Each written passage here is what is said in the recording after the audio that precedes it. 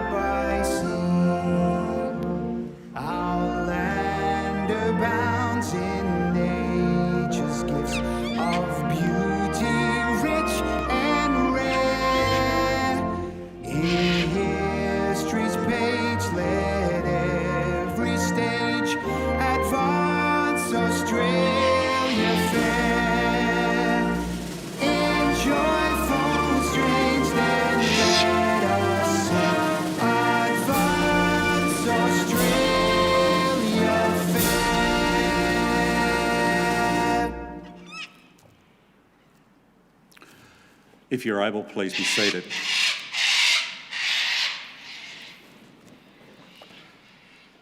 The Australian War Memorial was the vision of Charles Bean, Australian First World War official historian.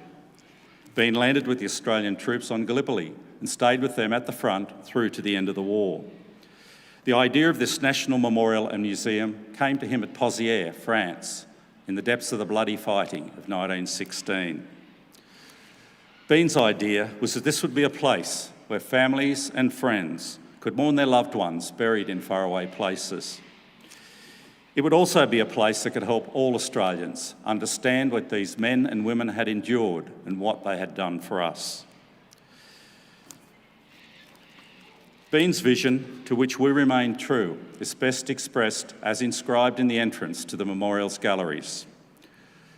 Here is their spirit, in the heart of the land they loved, and here we guard the record which they themselves made.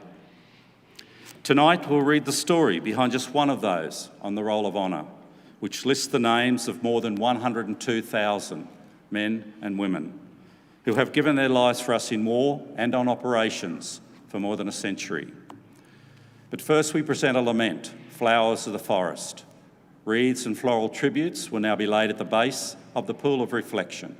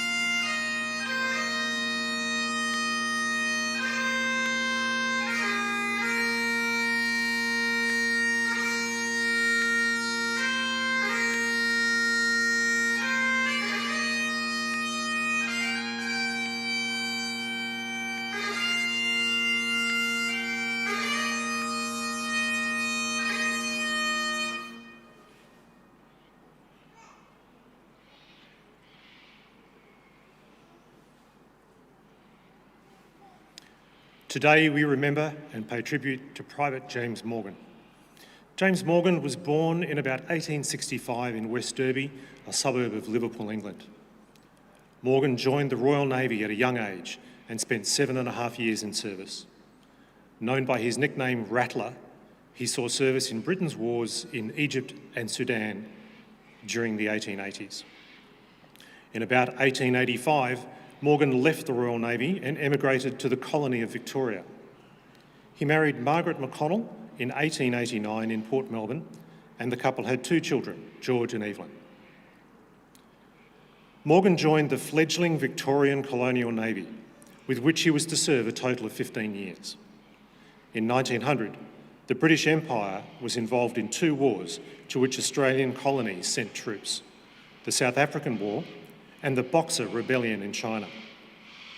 The Boxer Rebellion was a Chinese nationalist uprising begun by a secret society called the Righteous and Harmonious Fists, known to Westerners as Boxers.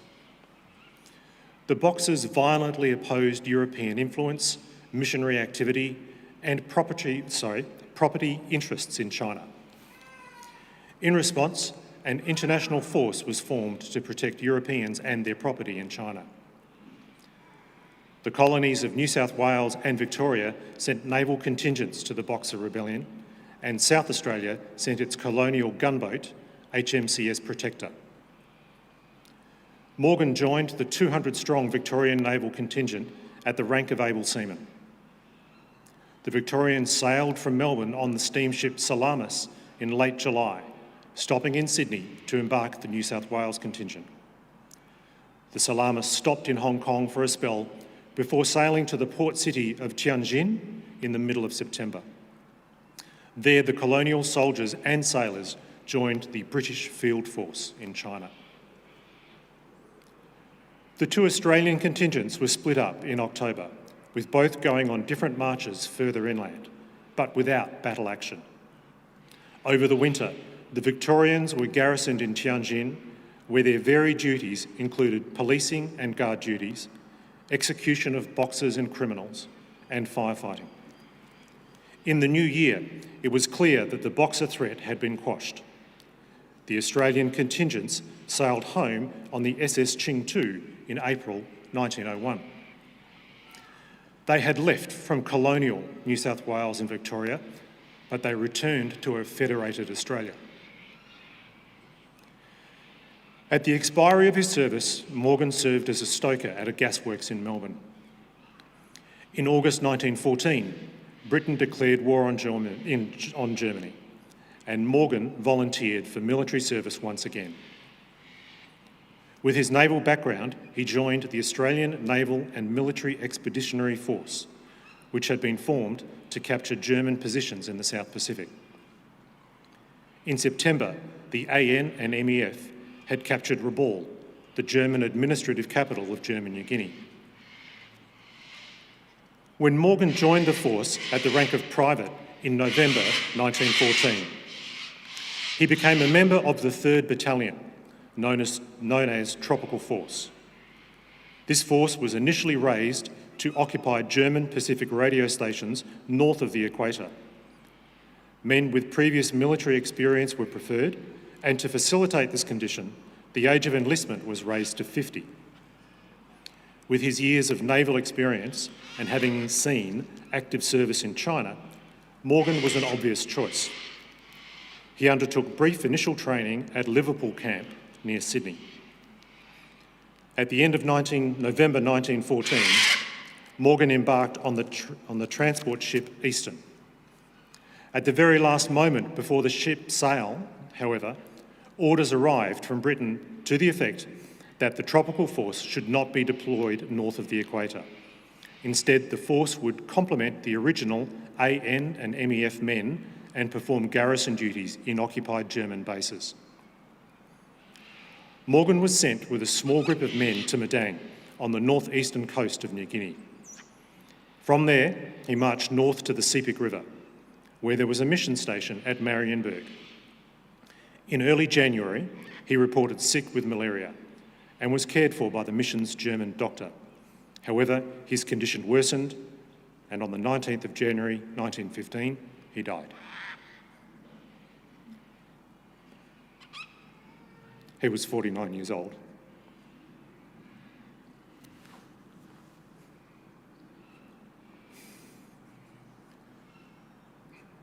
James Morgan was initially buried at the mission station where he died.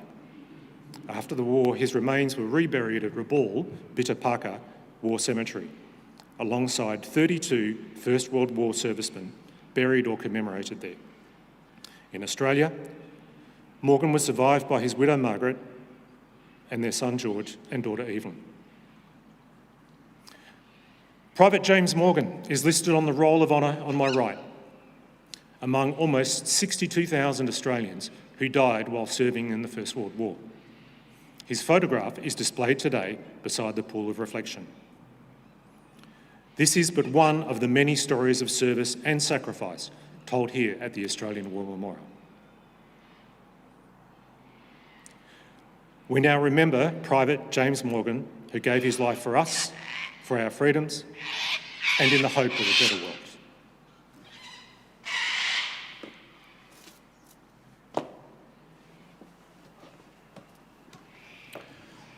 Please stand for the reading of the ode and the sounding of the last post.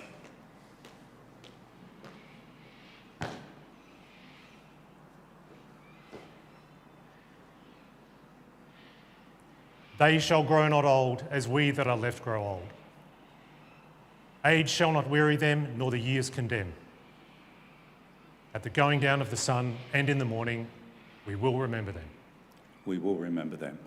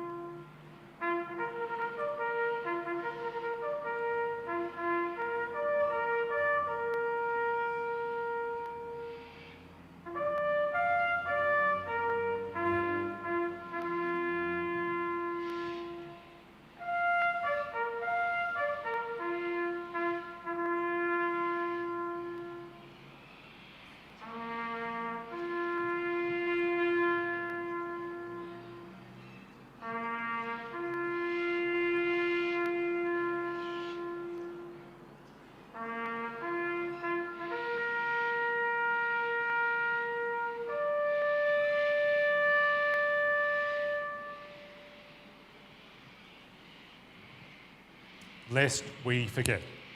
Lest we forget.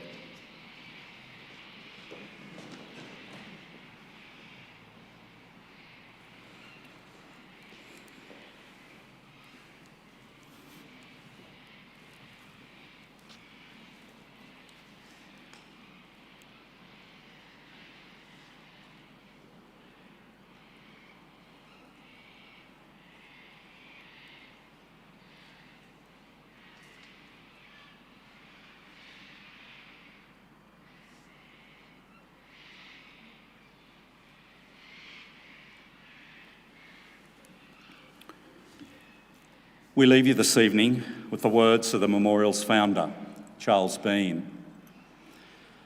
Many a man lying out there at Pozières or in the low scrub at Gallipoli, with his poor, tired senses barely working through the fever of his brain, has thought in his last moments, well, it's over. But in Australia, they will be proud of this. Ladies and gentlemen, girls and boys, that concludes this evening's last post ceremony. We thank you for visiting the Australian War Memorial and wish you all a very good evening. Thank you.